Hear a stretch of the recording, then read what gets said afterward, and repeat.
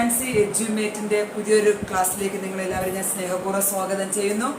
നമ്മൾ കഴിഞ്ഞ ക്ലാസ്സിൽ അക്കൗണ്ടൻസി ഫസ്റ്റ് ചാപ്റ്റർ കംപ്ലീറ്റ് ആക്കിയപ്പോഴേ ഞാൻ പറഞ്ഞിരുന്നു നമ്മൾ കുറേ ക്വസ്റ്റ്യൻസ് അടുത്ത ക്ലാസ്സിൽ നമ്മൾ ഡിസ്കസ് ചെയ്യുമെന്ന്. നമുക്ക് ഇന്ന് കുറേ ക്വസ്റ്റ്യൻസ് ഡിസ്കസ് ചെയ്യാം. എന്തൊക്കെയാണ് പ്രധാനമായിട്ടും ഈ അക്കൗണ്ടൻസിലെ ഫസ്റ്റ് ചാപ്റ്ററിൽ നമുക്ക് ചോദിക്കാവുന്ന ക്വസ്റ്റ്യൻസ് എന്തൊക്കെയാണ്, അതിൻ്റെ ആൻസേഴ്സ് കൂടുതലും 1 word ടൈപ്പ് ക്വസ്റ്റ്യൻസ് ആണ് കൂടുതലും ഈ പാഠത്ത് നമുക്ക് ചോദിക്കുന്നത്.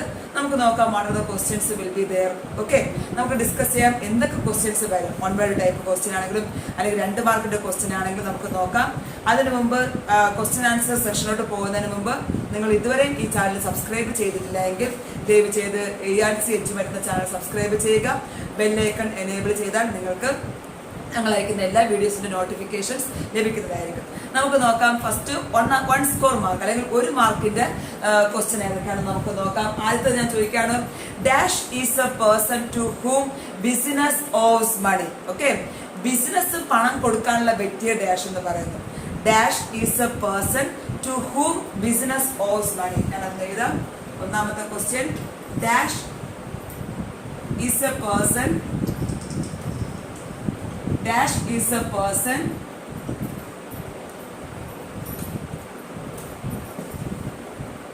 who business owes money. Business പണം കൊടുക്കാനുള്ള വ്യക്തിനെ പറഞ്ഞ പേരെന്താണ്? ആരാണ്? നമ്മൾ പണം കൊടുക്കാനുള്ള വ്യക്തികൾ. ഓക്കെ, നമുക്ക് ബ്രാക്കറ്റിൽ ഒരു ഇതെന്തായിരിക്കാം, debtor, then creditor, then borrower.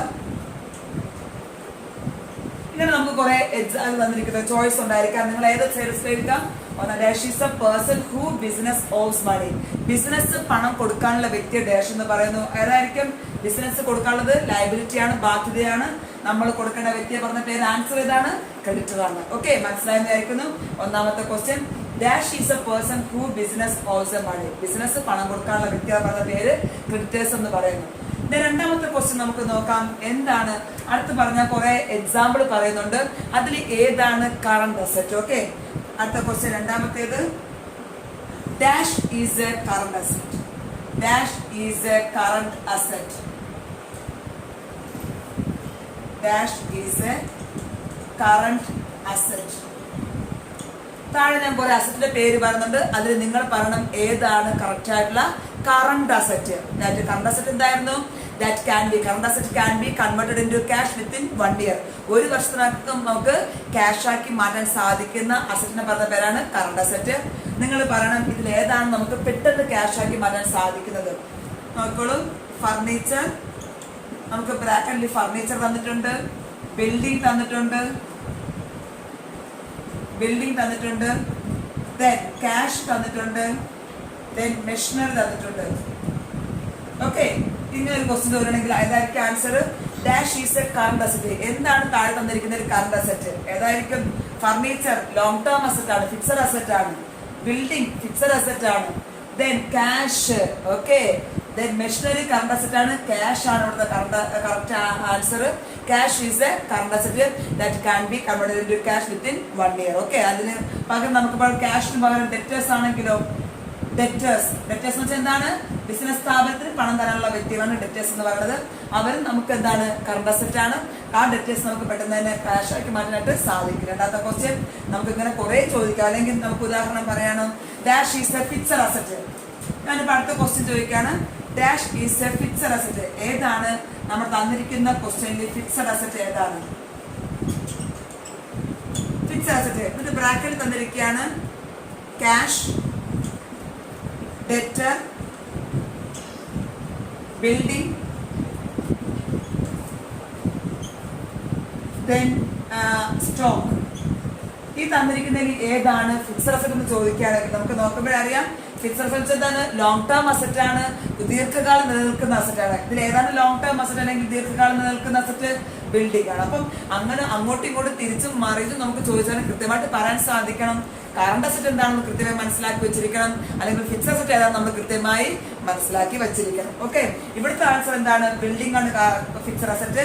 ക്യാഷും ഡെറ്റേഴ്സും സ്റ്റോക്കും എല്ലാം തന്നെ നമ്മുടെ ഷോർട്ട് ടേം അസറ്റ് ആണ് അല്ലെങ്കിൽ കറണ്ട് അസറ്റ് ആണ്. നമുക്ക് അടുത്ത ക്വസ്റ്റ്യനോട്ട് പോവാം.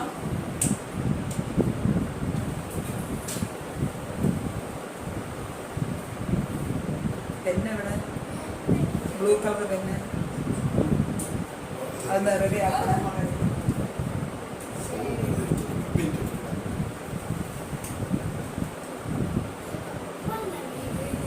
ഓക്കെ, നമുക്ക് അടുത്ത ക്വസ്റ്റ്യൻ നോക്കാം. നമുക്ക് സിമ്പിൾ ആയിട്ടുള്ള ഓരോരോ ക്വസ്റ്റ്യൻസ് നമുക്ക് ഉണ്ടായിരിക്കും. നമുക്ക് അടുത്ത ക്വസ്റ്റ്യൻ നോക്കാം.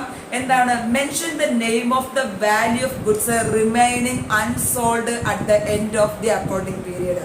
നമ്മുടെ അക്കൗണ്ടിങ് കാലയളവിന്റെ അവസാനത്തിൽ വിറ്റഴിക്കപ്പെടാത്ത സാധനങ്ങളുടെ മൂല്യം അല്ലെങ്കിൽ value of goods remaining unsold. ഞാൻ കഴിഞ്ഞ ക്ലാസ്സിൽ പറഞ്ഞതേ ഉള്ളൂ. എന്താണ് നമുക്ക് ഒരു അക്കൗണ്ടിങ് കാലയളവിൽ വിറ്റഴിക്കാത്ത സാധനങ്ങളെ പറഞ്ഞ പേര് റിമൈനിങ് അൺസോൾഡ് ഗുഡ്സ്. ഓക്കെ, നമ്മുടെ അടുത്ത ക്വസ്റ്റ്യൻ ആണ് value of remaining unsold goods. എന്താണ് വാല്യൂ ഓഫ് ഗുഡ്സ്? ഏതാണ് value of goods remaining unsold at the end of the accounting period is called stock അല്ലെങ്കിൽ ഇൻവെന്ററി. ഞാൻ കഴിഞ്ഞ ക്ലാസ്സിൽ പറഞ്ഞിരുന്നു. ആൻസർ എന്താണ്? സ്റ്റോക്ക്. ഓക്കെ, എന്താണ് ആൻസർ? സ്റ്റോക്ക്. സ്റ്റോക്കിന് പറഞ്ഞ പേരാണ് the goods remaining unsold at the end of an accounting period. നമുക്ക് നെക്സ്റ്റ് ക്വസ്റ്റ്യൻ നോക്കാം. The amount invested by the owner into the business. ബിസിനസിന്റെ ആവശ്യങ്ങൾക്ക് വേണ്ടി, ബിസിനസ് ആരംഭിക്കാൻ വേണ്ടി അല്ലെങ്കിൽ ബിസിനസിന്റെ നടത്തിപ്പിന് വേണ്ടി ഓണർ ബിസിനസ്സിൽ നിക്ഷേപിക്കുന്ന തുകയെ പറയുന്ന പേര് എന്താണ്? The amount invested by the owner into the business. ബിസിനസ്സിൽ ഉടമസ്ഥൻ നിക്ഷേപിച്ച തുകയെ പറയുന്ന പേരെന്താണെന്ന് പറയാൻ പറ്റുമോ ആർക്കെങ്കിലും? എല്ലാവർക്കും ഓർമ്മ വന്നെന്ന് വിചാരിക്കുന്നു.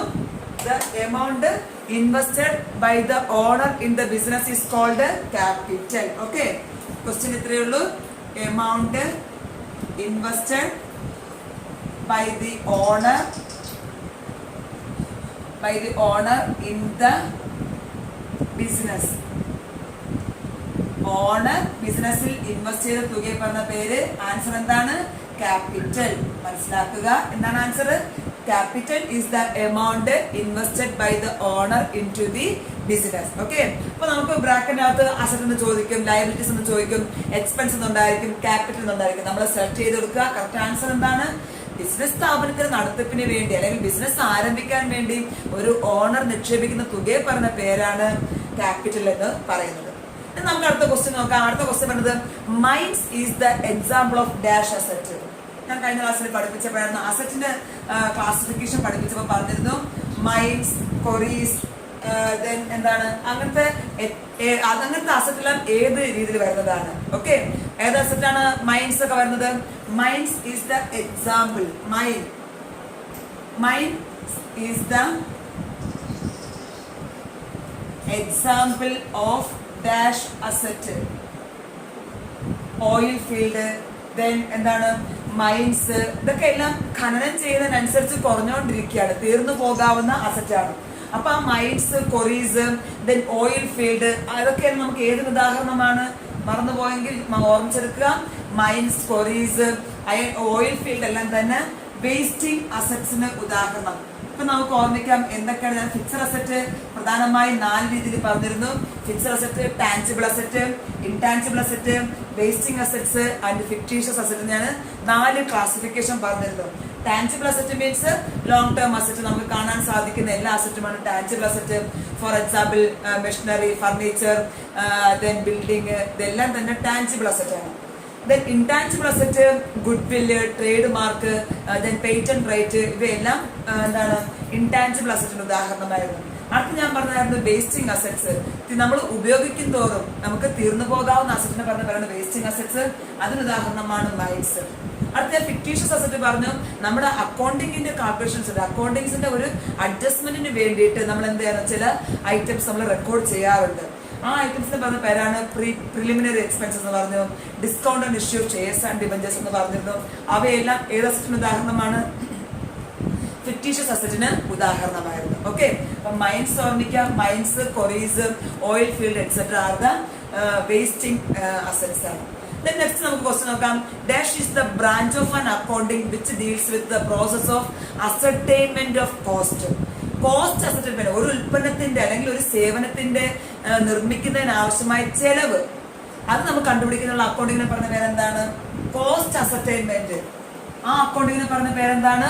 The branch of an accounting which deals with the process of ascertainment of cost. Okay, accounting deals with the process of ascertainment of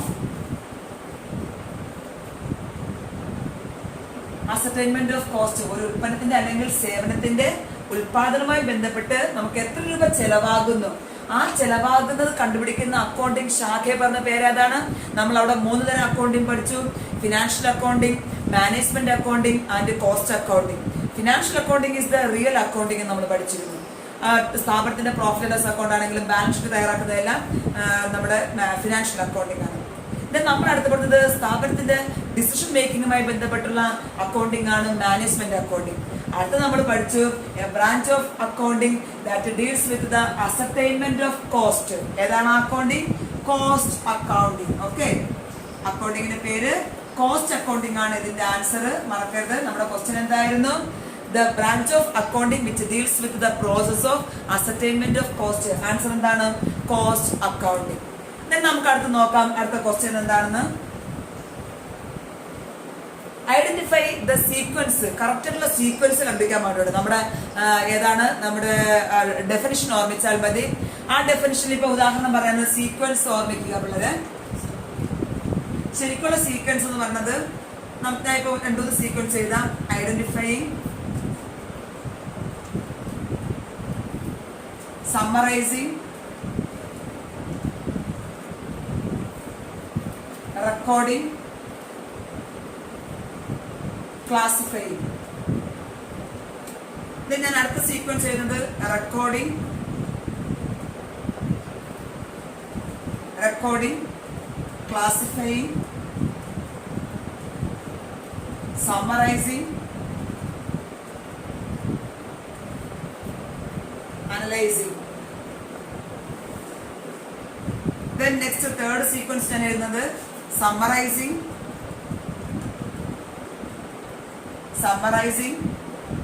classifying, recording, identifying. ഇതിൽ ഏതാണ് കറക്റ്റ് സീക്വൻസ്? ഇത് നമുക്ക് മാറി തിരിച്ചൊക്കെ ചോദിച്ചാൽ നമുക്ക് അറിഞ്ഞിരിക്കണം. നമ്മുടെ ഏതാണ് ഡെഫിനിഷൻ ഓർമ്മിച്ചിരിക്കുക. ഡെഫിനിഷൻ എന്തായിരുന്നു പറഞ്ഞത്? Accountancy is an art of recording, classifying, summarizing, analyzing and communicating the results to the interested users. അപ്പോൾ ഇതിന്റെ കറക്റ്റ് ആൻസർ ഏതാണ്? ഇതാ ഇവിടെ കിടപ്പുണ്ട്. Recording, classifying, summarising, analysing. ഇതാണ് നമ്മുടെ കറക്റ്റ് സീക്വൻസ് എന്ന് പറയുന്നത്.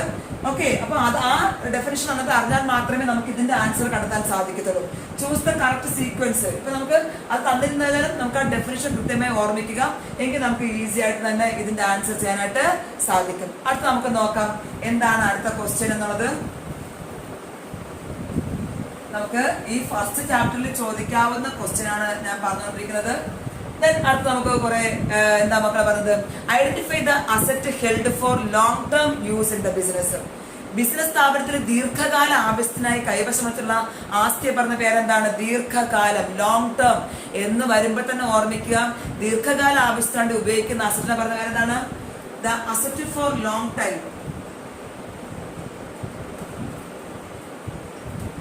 ലോങ് ടേം ഏത് അസറ്റാണ് അതിന് പറഞ്ഞ പേര്? ഏതാണ്? Fixed asset. നമ്മുടെ ബിസിനസ് സ്ഥാപനത്തിന്റെ ദീർഘകാല ആവശ്യത്തിന് വേണ്ടി നമ്മൾ ഉപയോഗിക്കുന്ന അസറ്റിനെ പറഞ്ഞ പോലെ held for long term use in the business is called fixed asset നമ്മൾ പറയുന്നു. നെക്സ്റ്റ് ഞാൻ ചോദിക്കണം, find the odd one out and state the reason. താഴെ തന്നിരിക്കുന്നതിൽ ഒറ്റയാനെ കണ്ടുപിടിക്കുക, അതിന്റെ റീസണും കൂടെ പറയുക. ഞാൻ ഒറ്റയാനെ കണ്ടുപിടിക്കുന്നത് എഴുതാം. ഏതാണ് ഈ തന്നിരിക്കുന്ന ക്വസ്റ്റ്യൻ? ഞാൻ എഴുതാൻ പോകുന്ന ക്വസ്റ്റ്യനിൽ ഏതാണ് ഓഡ് വൺ, ഏതാണ് മറ്റതിൽ നിന്ന് മാറി നിൽക്കുന്നത്? ഒറ്റയാൻ ഏതാണ് നമുക്ക് നോക്കാം. ഒന്നാമത്തേത് ക്രെഡിറ്റേഴ്സ്. രണ്ടാമത്തേത് bills payable.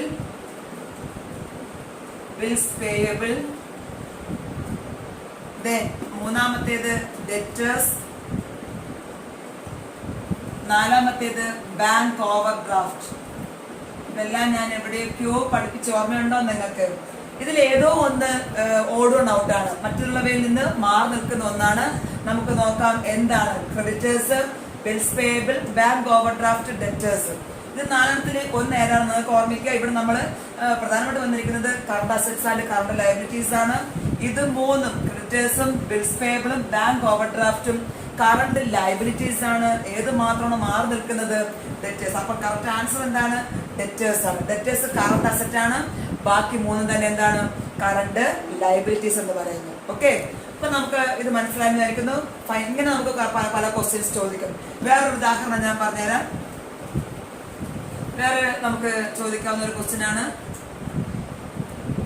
Fixed assets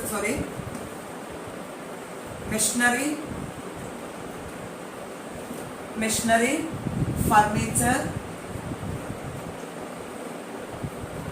bills receivable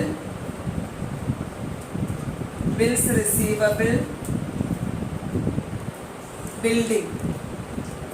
ഇതൊന്നും ചോദിക്കുകയാണ്. ഇങ്ങനെ ക്വസ്റ്റ്യൻ ചോദിക്കാറുണ്ട്.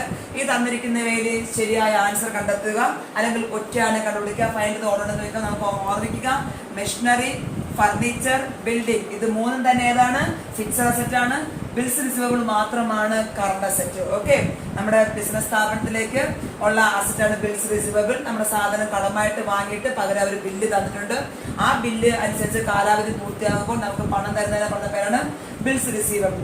ബിൽസ് റിസീവബിൾ നമുക്ക് നമ്മുടെ ബിസിനസ് സ്ഥാപനത്തിനെ സംബന്ധിച്ചോളം അതൊരു കറണ്ട് അസറ്റ് ആണ് പറയുന്നത്. അപ്പൊ ഇങ്ങനെ ചോദിച്ചാൽ നമുക്ക് കൃത്യമായിട്ട് ഓഡ് നോട്ട് ഏതാണെന്ന് കൃത്യമായി കണ്ടെത്തണമെങ്കിൽ ആ ബേസിക് ടേംസ് അത്രയും മനസ്സിലാക്കി വെക്കുക, എങ്കിലേ നമുക്ക് മനസ്സിലാക്കാൻ സാധിക്കുകയുള്ളൂ.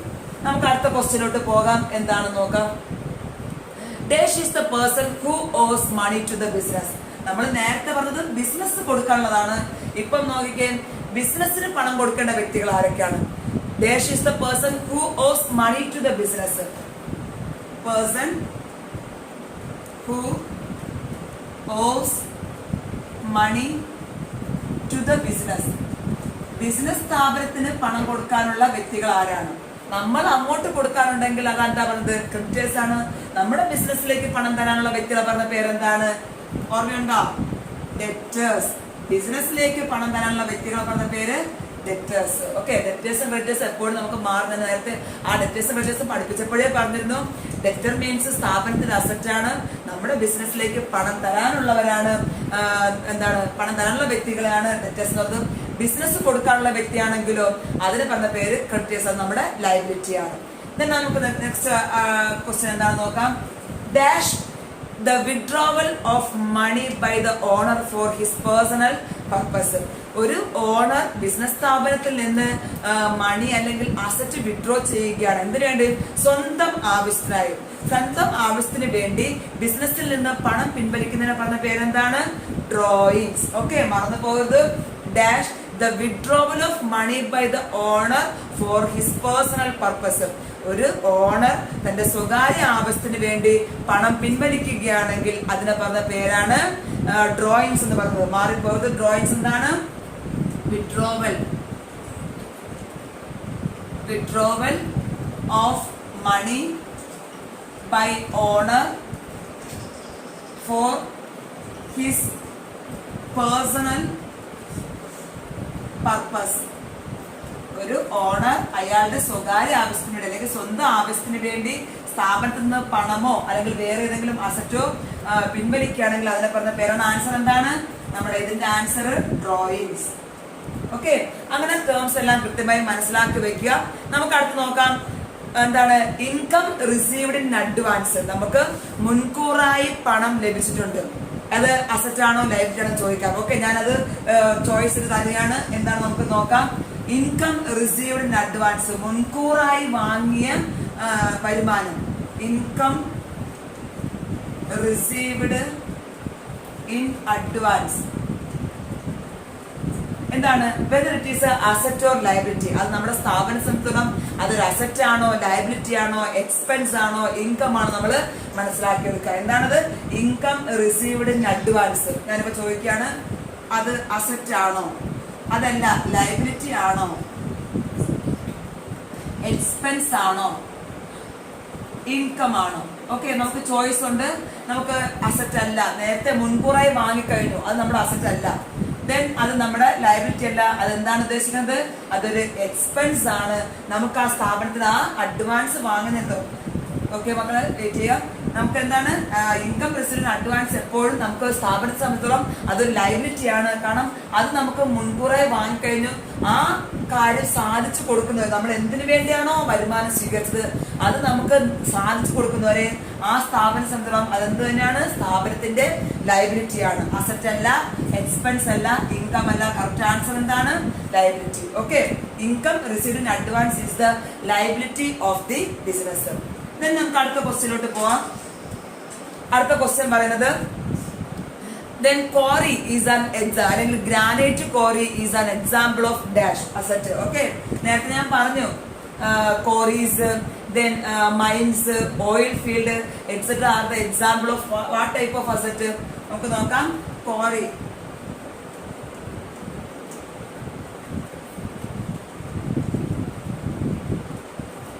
Example of dash. ഇതിന്റെ എക്സാമ്പിൾ ആണ്, ഓർമ്മയുണ്ടോ? ഫിക്സഡ് അസറ്റ് ആണോ? ഫിക്സഡ് അസറ്റ് അല്ല. ടാൻജിബിൾ അസറ്റ് ആണോ? ടാൻജിബിൾ അസറ്റ് ആണോ? ഇൻടാൻജിബിൾ അസറ്റ് ആണോ?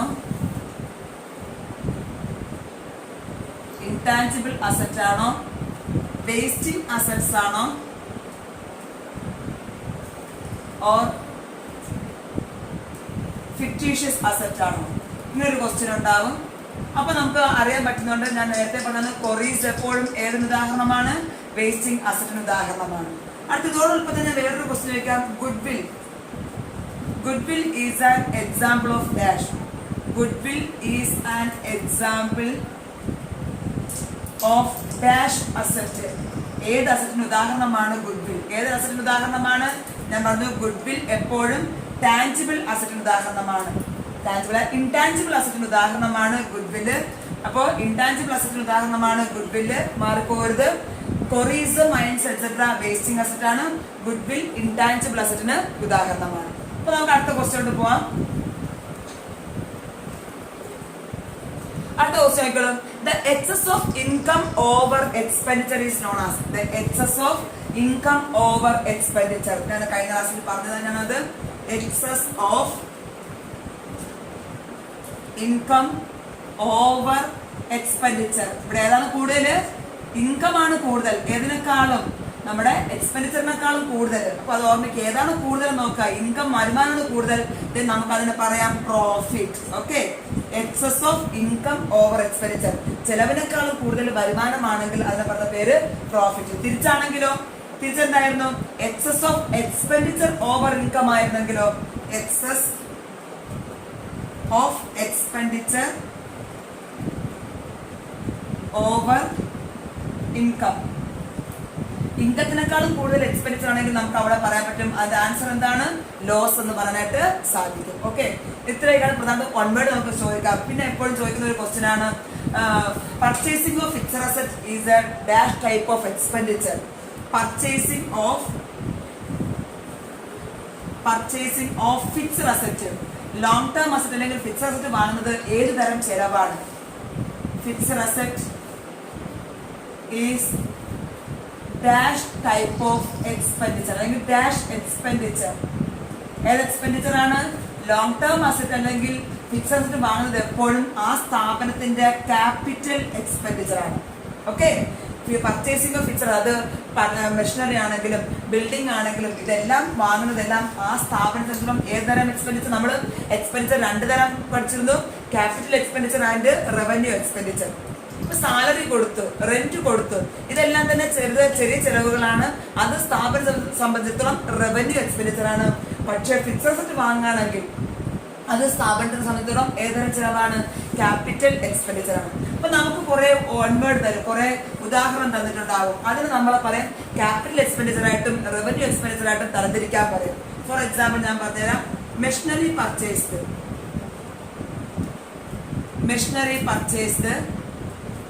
then salary paid,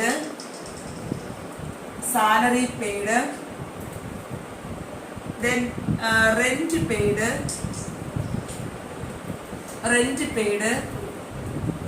building purchased, then stationery purchased. അപ്പൊ ഇത്രയും ഐറ്റംസ് തന്നിട്ട് പറയുകയാണ്. നമ്മൾ ഈ തന്നിരിക്കുന്ന ചെലവുകളെല്ലാം ക്യാപിറ്റൽ എക്സ്പെൻഡിച്ചർ ആയിട്ടും റവന്യൂ എക്സ്പെൻഡിച്ചർ ആയിട്ടും നമുക്ക് തരംതിരിക്കാൻ പറയുന്നുണ്ട്. അപ്പൊ നമ്മൾ ഇങ്ങനെ ചെയ്താൽ മതി. 2 കോളം ആക്കുക. ക്യാപിറ്റൽ എക്സ്പെൻഡിച്ചർ,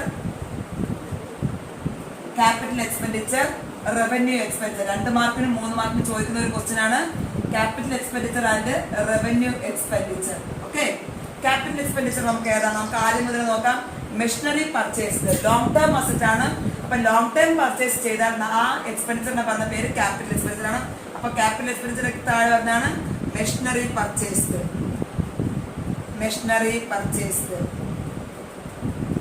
അടുത്ത് നമുക്ക് നോക്കാം. രണ്ടാമത് സാലറി പെയ്ഡ്. ചെറിയ ചെലവാണ്, നമുക്ക് ഒരു വർഷത്തിലകം കൊടുത്തു തീർക്കാവുന്ന ചെലവാണ് സാലറി പെയ്ഡ്. സോ നമ്മൾ അതിന് റവന്യൂ എക്സ്പെൻഡിച്ചറോട്ട് തരംതിരിക്കുന്നു. സാലറി പെയ്ഡ് റവന്യൂ എക്സ്പെൻഡിച്ചർ ആണ്. അടുത്ത് റെന്റ് പെയ്ഡ്, അതും ചെറിയതാണ്, സ്ഥാപനത്തിന്റെ സമയത്തോളം അതൊരു റവന്യൂ എക്സ്പെൻഡിച്ചർ ആണ്. Rent paid.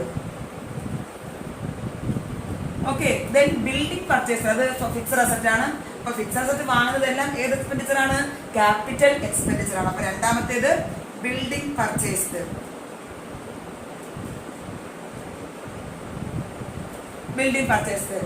അടുത്ത് വരുന്നത് സ്റ്റേഷനറി. ദീർഘകാല അസറ്റ് ഒന്നുമല്ല, പെട്ടെന്ന് തന്നെ തീരുന്നതാണ്. സോ അത് ദീർഘകാല ഫിക്സഡ് അസറ്റ് അല്ലെങ്കിൽ ലോങ് ടൈം അസറ്റ് വാങ്ങുന്നതാണ്. സ്ഥാപനത്തെ സംബന്ധിച്ചിടത്തോളം ക്യാപിറ്റൽ എക്സ്പെൻഡിച്ചർ, ബാക്കിയെല്ലാം തന്നെ റവന്യൂ എക്സ്പെൻഡിച്ചർ ആണ്. സോ സ്റ്റേഷനറി പർച്ചേസ്ഡ് ഒരു റവന്യൂ എക്സ്പെൻഡിച്ചർ ആണ്. ഓക്കെ, അപ്പൊ നമുക്ക് റവന്യൂ എക്സ്പെൻഡിച്ചറും ക്യാപിറ്റൽ എക്സ്പെൻഡിച്ചറും നമുക്ക് മനസ്സിലായെന്ന് വിചാരിക്കുന്നു.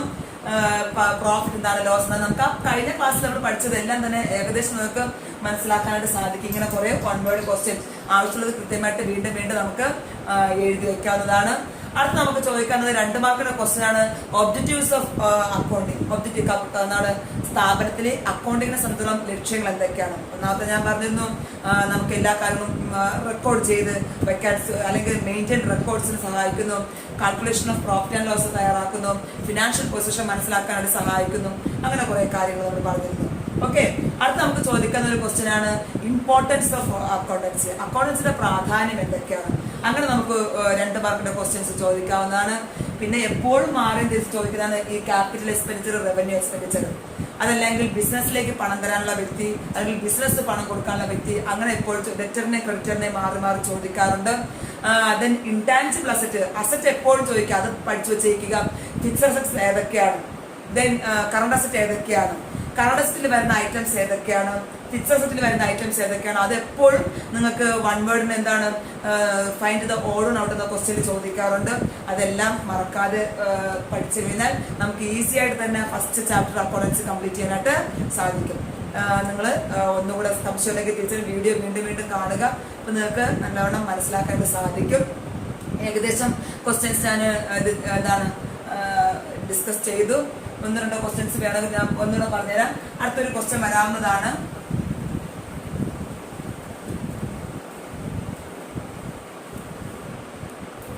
Trade mark, patent right etc. are the examples of dash asset. ഏത് അസറ്റാണ്? ഓർമ്മയുണ്ടോ? Trade mark, patent right, goodwill എല്ലാം തന്നെ ഏത് ടൈപ്പ് ഓഫ് അസറ്റ് ആണ്? ഇൻടാൻജിബിൾ അസറ്റ് ആണ്. അടുത്തൊരു ക്വസ്റ്റ്യൻ ചോദിക്കാവുന്നതാണ്. Preliminary expenses.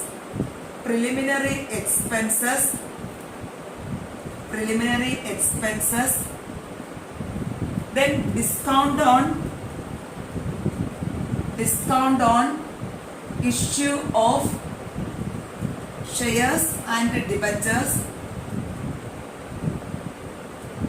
etc. are the example of dash asset. ഏതൊരു അസറ്റിന് ഉദാഹരണമാണ്? പ്രിലിമിനറി എക്സ്പെൻസും ഡിസ്കൗണ്ട് ഓൺ ഇഷ്യൂ ഷെയർസും ഫിക്ടീഷ്യസ് അസറ്റിന് ഉദാഹരണമാണ്. ഓക്കെ, ഇങ്ങനെ കുറെ കാര്യങ്ങൾ നിങ്ങൾക്ക് ചോദിക്കും. എല്ലാം പഠിച്ചു വെച്ചേക്കുക. മനസ്സിലായെന്ന് വിചാരിക്കുന്നു. തീർച്ചയായും നമുക്ക് അടുത്ത ക്ലാസ് നമ്മൾ 2ാമത്തെ പാഠത്തിലോട്ട് പോവാണ്. അക്കൗണ്ടൻസിയുടെ 2nd ചാപ്റ്ററിലോട്ട് നമ്മൾ പോവുകയാണ്. നിങ്ങൾ കണ്ടിന്യൂ ആയിട്ട് ഈ ക്ലാസ്സുകളെല്ലാം കാണുക. തീർച്ചയായും ചാനൽ സബ്സ്ക്രൈബ് ചെയ്യണം. ബെല്ലൈക്കൺ എനേബിൾ ചെയ്താൽ നിങ്ങൾക്ക് നോട്ടിഫിക്കേഷൻസ് ലഭിക്കും. നമുക്ക് വീണ്ടും അടുത്ത ക്ലാസ്സിൽ പുതിയ ചാപ്റ്ററായിട്ട് കാണാം.